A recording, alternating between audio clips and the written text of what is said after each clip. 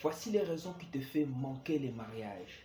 Surtout que si ton homme a beaucoup d'argent, mais il tarde encore de réaliser les promesses de te marier, il manque beaucoup de raisons, puisque voici les premières raisons.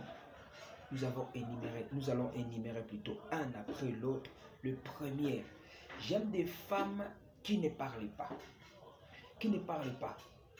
Non pas parce que ces femmes-là sont des hypocrites. Non, il n'est pas hypocrite, mais il ne manque pas aussi à dire.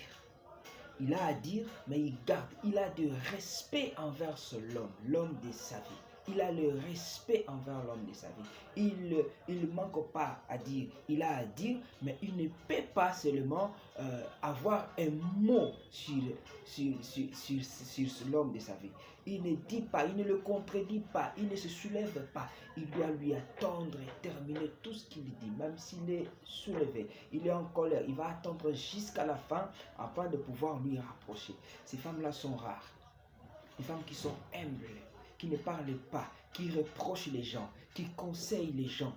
Ils sont rares, ils sont rares, ils sont rares, rares. Tu verras, tu chercheras, ces femmes-là sont que dans des mariages. Tu ne les trouveras pas. Tu ne le trouveras pas. Au mona bangote.